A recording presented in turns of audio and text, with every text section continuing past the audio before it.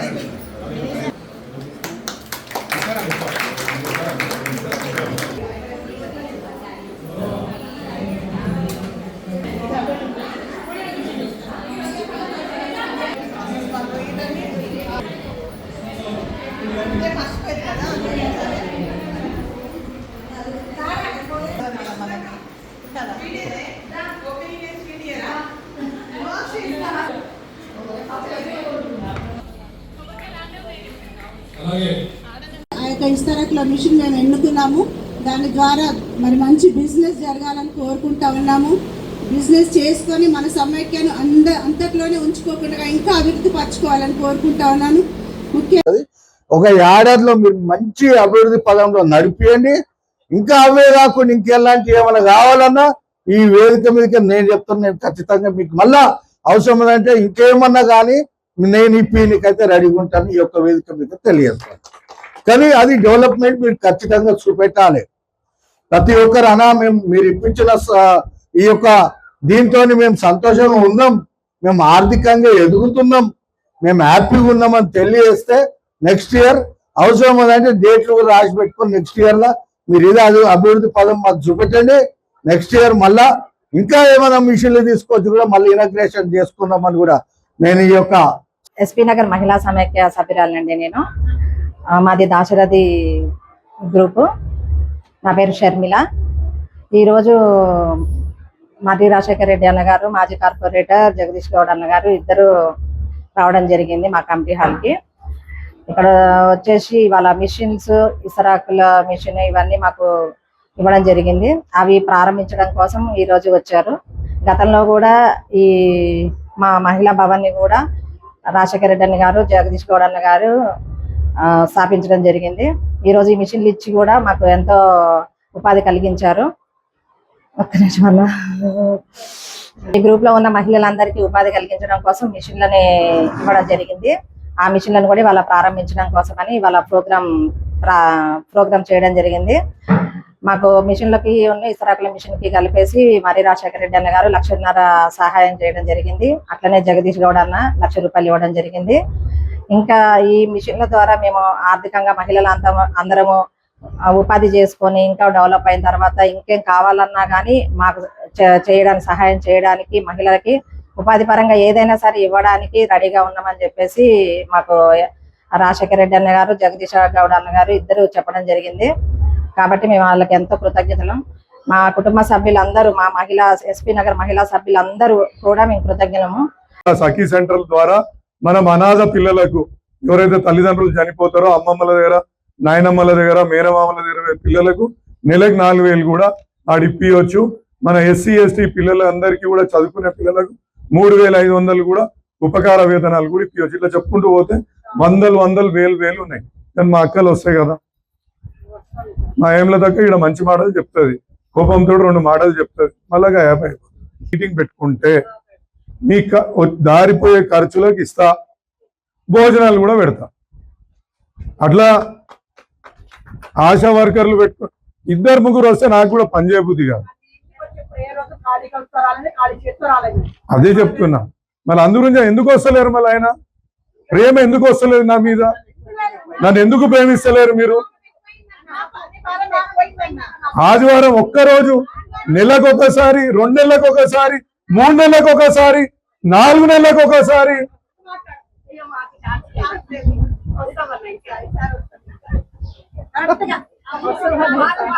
అంటే ఇక పైసలు వసూలు చేసుకున్నావు, ఇక అయిపోయింది ఆ పని నీది.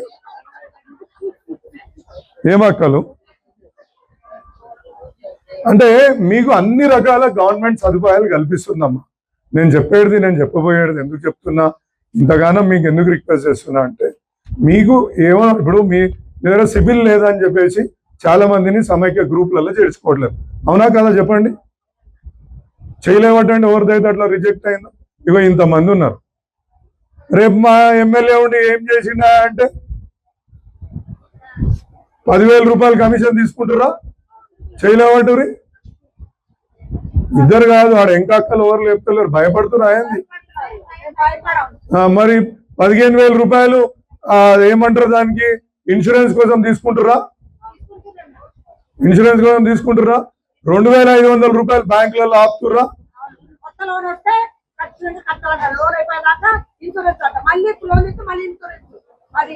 మన అయ్యా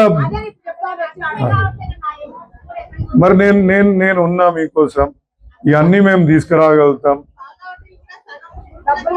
అమ్మ అది పెద్దది. పావుల వడ్డీ అనేది, మీ జీతాలు అనేది, ఆర్పీల జీతాలు అనేది రాష్ట్ర ప్రభుత్వం లెవెల్లో ఉన్నాయి. ఇవైతే నా చేతులు ఉన్నాయైతే పని చేసుకోవచ్చు కదా. నేను చెప్పేది అదే చెప్తాను. మీకు ఏ రకంగా నన్ను సొంత డబ్బులు ఇవ్వమంటారా, నన్ను పని చేయమంటారా, వైద్య సహాయం చేయమంటారా, దేనికైనా నేను సిద్ధంగా ఉన్నాను. మీకు ఇదే చెప్పబోతున్నా. ఇంకా నాకు ఇక మా అన్న కోపం మీద చూస్తుండు చాలు.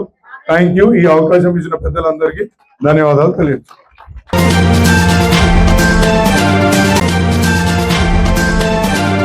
బర్కత్పుర చౌరస్తాలో ట్రాఫిక్ అవగాహన కార్యక్రమం భాగంగా చిన్నారులకు హెల్మెట్లను పంపిణీ చేసిన హైదరాబాద్ ట్రాఫిక్ పోలీసులు ప్రజల్లో భద్రతా చైతన్యం పెంపొందించేందుకు ఈ చర్యలు చేపట్టారు. ఈ కార్యక్రమంలో పాల్గొన్న హైదరాబాద్ ట్రాఫిక్ డీసీపీ అవినాష్ కుమార్ చిన్నారులతో పాటు వారి తల్లిదండ్రులకు ట్రాఫిక్ నియమాల ప్రాముఖ్యతను వివరించారు. ముఖ్యంగా మోటార్ సైకిల్ నడిపేవారు మాత్రమే కాకుండా వెనుక కూర్చున్న వారు కూడా తప్పనిసరిగా హెల్మెట్ ధరించాలని ఆయన సూచించారు.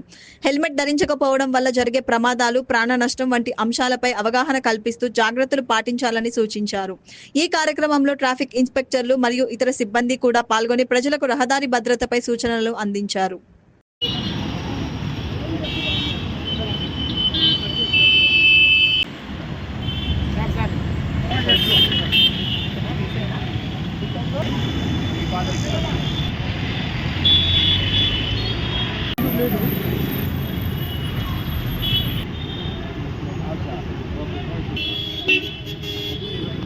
హెల్మెట్ ఇస్తున్నారు.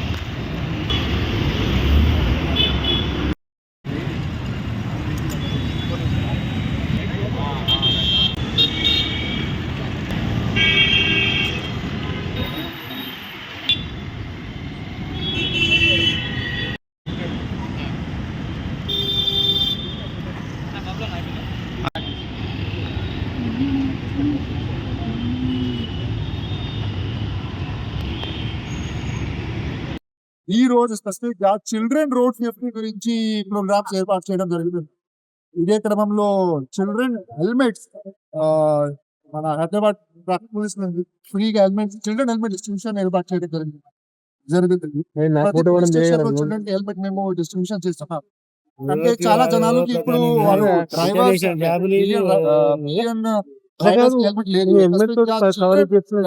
అస్సలు హెల్మెట్ లేదు. కానీ చట్టం ప్రకారంగా 4 years తోని ఎక్కువ పిల్లలు ఖచ్చితంగా హెల్మెట్ వేసుకోవాలి. చట్టం కాకుండా కూడా for their own safety, children safety గురించి కూడా హెల్మెట్ ఖచ్చితంగా వేసుకోవాలి. అంటే చిల్డ్రన్ హెల్మెట్ ఇంకా అవసరం ఉన్నాయి. పేరెంట్స్ అంటే నాన్న అమ్మ ఒకసారి బయట వెళ్ళినప్పుడు ఖచ్చితంగా దే షుడ్ ఇన్ష్యూర్ వాళ్ళు పిల్లలు హెల్మెట్ వేసుకొని బయటకి వస్తున్నారు. ఓకే.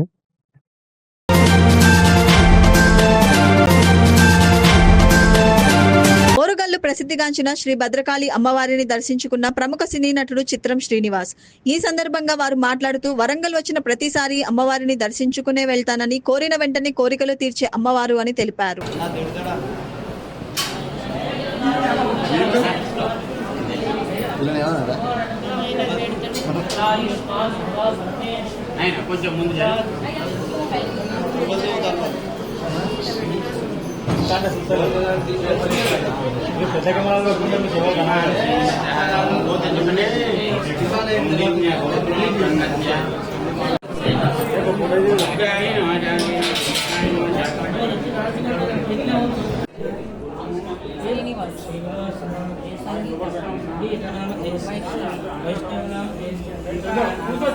ఒక్క నిమిషం బాబాయ్.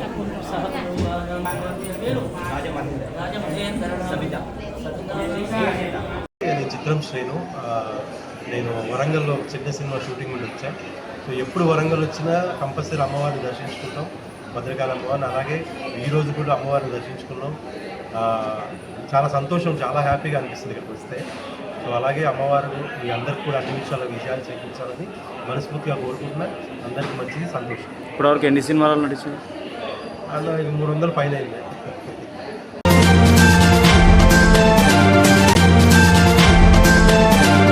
వరంగల్ నగరంలోని ఓ హోటల్లో భాజపా రాష్ట్ర అధ్యక్షుడు రామచంద్రరావు మీడియా సమావేశం నిర్వహించారు. వారు ఈ సందర్భంగా మాట్లాడుతూ మహిళల బిల్లుపై రేపు ఎల్లుండి పార్లమెంట్లో చర్చ జరుగుతోంది అన్నారు. మహిళలకు 33% రిజర్వేషన్ ఈ చట్టంతో సాధ్యం అవుతుందని, నూతన చట్టంతో మహిళలకు సాధికారత దక్కుతుందని అన్నారు. ప్రధాని మోదీకి కృతజ్ఞతలు తెలిపారు. ముఖ్యమంత్రి రేవంత్ రెడ్డి అవగాహన రాహిత్యంతో మాట్లాడుతున్నాడు అని తెలిపారు. ఈ కార్యక్రమంలో జిల్లా అధ్యక్షులు గంటా రవి, రావు పద్మ, వనాల వెంకటరమణ, కుసుమ సతీష్, సిద్ధం నరేష్, బీజేపీ నాయకులు తదితరులు పాల్గొన్నారు. సౌజన్యంతో ప్రదీప్ రావు గారి యొక్క అరేంజ్ చేసినటువంటి కార్యక్రమంలో స్టీల్ కార్డ్స్ చేయడం జరిగినాయి. దాని తర్వాత అక్కడ కూడా కొన్ని విషయాలు మాట్లాడడం జరిగినాయి. ఈ యొక్క పత్రికా విలేకరుల సమావేశంలో ఈరోజు భారతదేశంలో మహిళలకు చాలా ఆనందకరమైనటువంటి ఒక వార్తగా, వారికి రాజకీయాల్లో మంచి అవకాశం కలిగించేటటువంటి ఒక చట్టము గతంలో పార్లమెంట్లో వచ్చినప్పుడు కూడా దానికి పార్లమెంట్లో ఆ ఒక చట్టాన్ని పూర్తి చేసేటటువంటి ఒక రాజ్యాంగబద్ధమైనటువంటి ఒక మాన్యత దొరకటానికి రేపు 16, 17, 18 నాడు జరుగుతున్న పార్లమెంట్ సమావేశం. నరేంద్ర మోదీ గారికి నేను తెలంగాణ మహిళల తరపు నుంచి, తెలంగాణ భారతీయ జనతా పార్టీ తరపు నుంచి నేను వారికి ధన్యవాదాలు తెలుపుతా ఉన్నాను. ఏ చట్టమైతే గత 30 సంవత్సరాలు పైగా పార్లమెంట్లో నిలిచి, పార్లమెంట్లో ఎన్ని ప్రయత్నాలు చేసినా కూడా ఆ చట్టాన్ని ఎవరు కూడా చేయలేని పని నరేంద్ర మోదీ గారు భారతీయ జనతా పార్టీ ప్రభుత్వం వచ్చిన తర్వాత కొత్త పార్లమెంట్ భవనంలో దీనికి ఒక రాజ్యాంగబద్ధమైనటువంటి ఒక చట్టాన్ని తయారు చేసి దేశానికి ఇవ్వడం జరిగింది. తద్వారా 33% మహిళలకు రిజర్వేషన్లు చట్టసభల్లో, మొన్నటి వరకు స్థానిక సంస్థల్లో 50% రిజర్వేషన్ వచ్చేది. కానీ ఇప్పుడు ఈ చట్టం వలన 33% రిజర్వేషన్స్ రాబోతూ ఉంది. కాకపోతే ఇది చాలా వరకు మహిళలకు ఒక మంచి అవకాశము.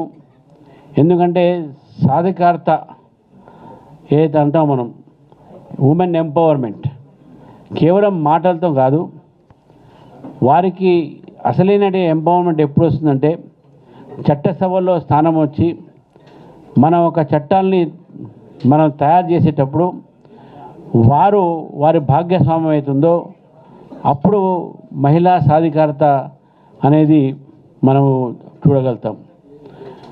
ఈ యొక్క మహిళా సాధికారత విషయంలో కూడా మొన్న రేవంత్ రెడ్డి గారు మాట్లాడుతూ మా పార్టీలో మేము ఇందిరాగాంధీని చేసినాం, వారిని చేసి సోనియా గాంధీ గారిని నేను చేసిన అన్నారు.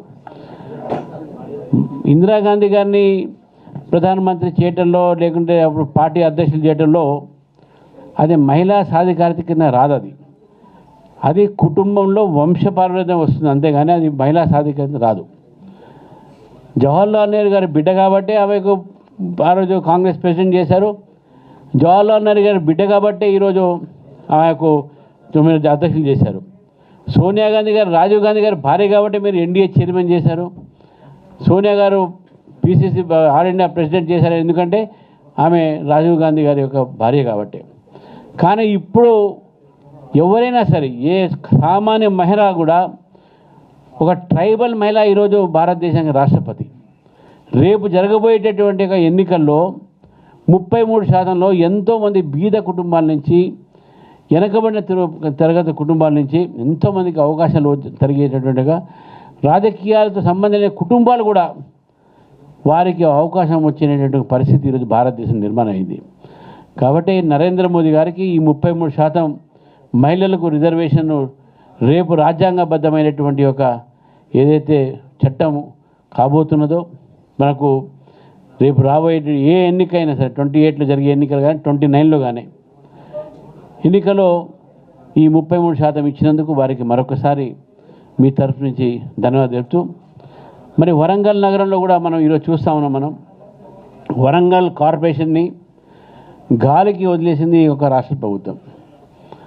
ఇక్కడ ఎటువంటి ఒక అభివృద్ధి కార్యక్రమాలు కానీ ఇంతకుముందు చెప్తా ఉన్నారు.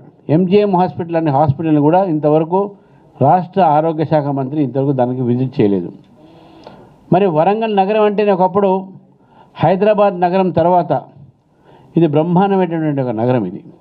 మరి అటువంటి నగరాన్ని ఈరోజు సుందరీకరణ చేయకుండా ఉన్న ఇక్కడ జైల్ని తరమించేసి ఇక్కడ ఉన్నటువంటి డెవలప్మెంట్ అంతా కూడా ఈరోజు కేవలం బీజేపీ ప్రభుత్వం మాత్రమే చేస్తూ ఉంది. ఇటు సూపర్ స్పెషాలిటీ హాస్పిటల్ కానివ్వండి, హెరిటేజ్ కానివ్వండి. కాబట్టి అనేకమైనటువంటి కార్యక్రమాలు ఇక్కడ అన్నీ కూడా అమృత్ స్కీమ్ కింద ఈ యొక్క నగరాన్ని డెవలప్ చేసేది నరేంద్ర మోదీ గారు. కాబట్టి రేపు రాబోయేటటువంటి రోజుల్లో కూడా వరంగల్ ప్రజల్ని కోరుతా ఉన్నాను, మీరు భారతీయ జనతా పార్టీని ఇక్కడ గెలిపియండి. వరంగల్ కార్పొరేషన్లో తప్పకుండా భారతీయ జనతా పార్టీ వరంగల్ నగరాన్ని కేంద్ర ప్రభుత్వం సహకారంతో ఒక మంచి నగరంగా తీర్చిదిద్దుదాం. వరంగల్ అంటే మనందరూ కూడా గర్వపడేటటువంటి లానే ఈ యొక్క నగరాన్ని తీర్చిదిద్దేటువంటి పని భారతీయ జనతా పార్టీ తీసుకుందని తెలియజేస్తూ మరి మీ అందరూ కూడా మరొకసారి ధన్యవాదాలు తెలుపుతా ఉన్నాను.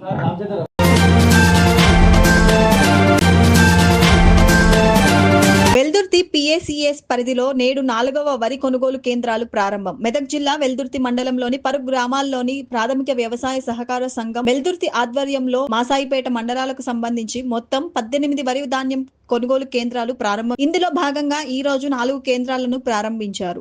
నేడు ప్రారంభించిన కేంద్రాలు వెల్దుర్తి, బండపోసానిపల్లి, శెట్టిపల్లి, ఏదులపల్లి గ్రామాల్లోని రైతులు దళారులను ఆశ్రయించకుండా ప్రభుత్వ మద్దతు ధరకు కొనుగోలు కేంద్రాల్లోనే ధాన్యం విక్రయించాలని నాయకులు కోరారు. ధాన్యంలో తేమ శాతం 17% మించకుండా చూసుకోవాలని, శుభ్రం చేసి తీసుకురావాలని ఏఈఓ అలీ మజీద్ సూచించారు. మిగతా కేంద్రాలను కూడా దశల వారీగా ప్రారంభం అయిపోయిందని సొసైటీ సీఈఓ అశోక్ తెలిపారు. ఈ కార్యక్రమంలో సర్పంచ్ ఆదర్శ్, ఆరేగూడెం సర్పంచ్ చైతన్య హనుమంత్ రెడ్డి, సొసైటీ డైరెక్టర్ నల్లచెరువుల కృష్ణగౌడ్, రమేష్ చందర్, వెల్దుర్తి మాజీ ఎంపీటీసీ జగ్గా అశోక్ గౌడ్, ఆరేగూడెం మాజీ సర్పంచ్ పలాంచ శేఖర్, వ్యవసాయ విస్తరణ అధికారి అలీ మజీద్, సొసైటీ సీఈఓ అశోక్, భూపాల్ తదితరులు పాల్గొన్నారు.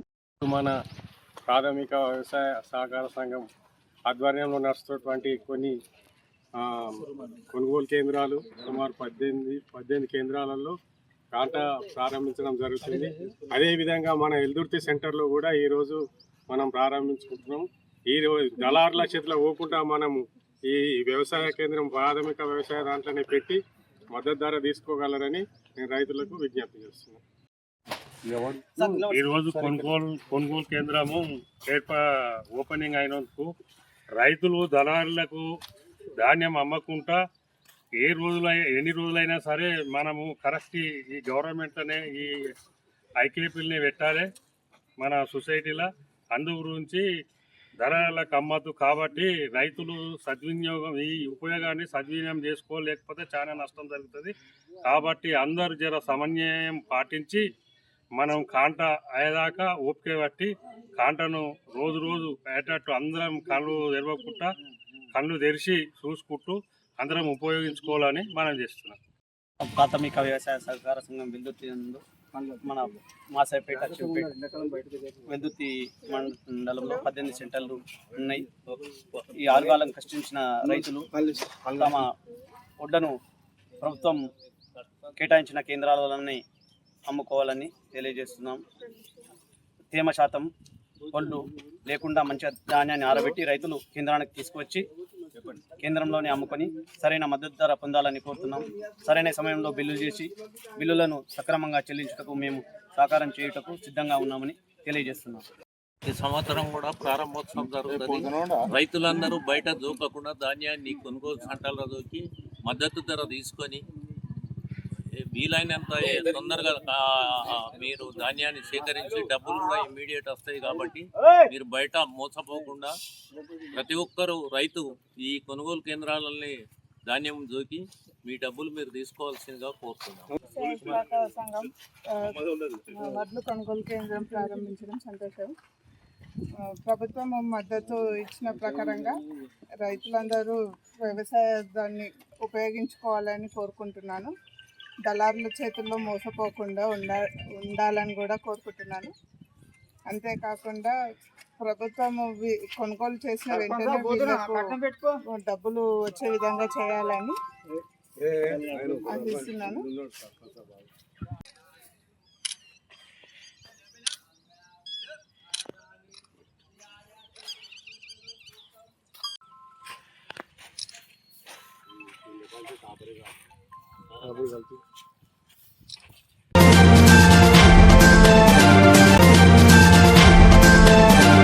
జిల్లా ప్రభుత్వ ఆసుపత్రిలో రోగులకు అందుతున్న సేవలు అవసరమైన సౌకర్యాలపై మల్కాజ్గిరి ఎమ్మెల్యే మరి రాజశేఖర్ రెడ్డి ఆధ్వర్యంలో సమీక్ష సమావేశం నిర్వహించారు. ఆసుపత్రిలో ఉన్న సమస్యలు, రోగులకు అవసరమైన మౌలిక వసతులపై ఎమ్మెల్యే అధికారులతో చర్చించారు. ఈ సమావేశంలో డిఎంహెచ్ఓ, జీహెచ్ఎంసీ ఉప కమిషనర్, ఆసుపత్రి సిబ్బంది మరియు ఇతర సంబంధిత అధికారులు పాల్గొన్నారు. ఆసుపత్రిలో రోగులకు మెరుగైన వైద్య సేవలు అందేలా తక్షణ చర్యలు తీసుకోవాలని ఎమ్మెల్యే సూచించారు. ఈ సందర్భంగా ఎమ్మెల్యే మరి రాజశేఖర్ రెడ్డి మాట్లాడుతూ ఆసుపత్రిలో అవసరమైన అన్ని సౌకర్యాలను త్వరితగతిన ఏర్పాటు చేయడానికి కృషి చేస్తామని తెలిపారు.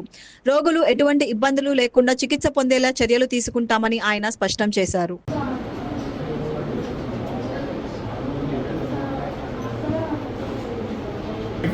పెట్టుకున్నారు కానీ సూపర్ గ్యాస్ ప్లాంట్ ఉంది, దాన్ని ఏదో ఖరాబ్ అయినట్టుంది.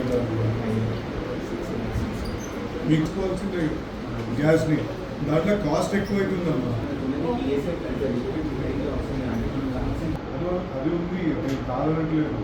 మీకు ఏంటంటే దాని కాస్ట్ ఎక్కువ. ప్లాంట్ పెట్టక ముందు 50% కాస్ట్ తగ్గిపోయింది నా దగ్గర ప్రైవేట్లోనే.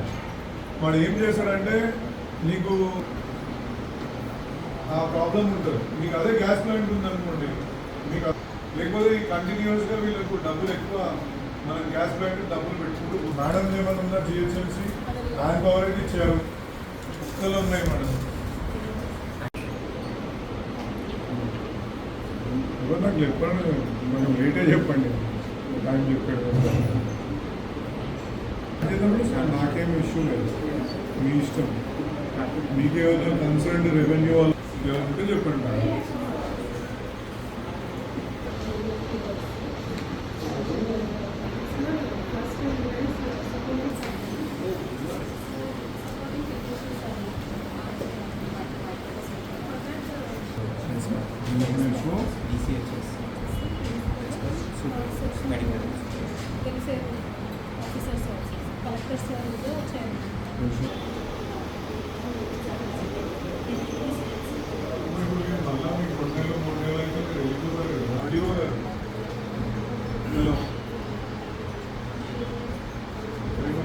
ఆర్డర్ లేదు, ఇయర్ ఎండ్ అయితే మీకు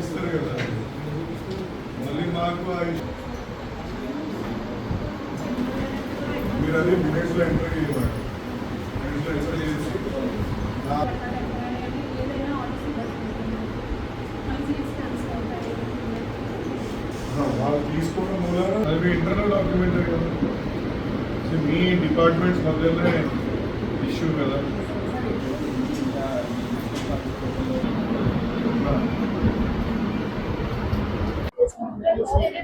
మళ్ళీ వెళ్ళిపోయినావేమమ్మా?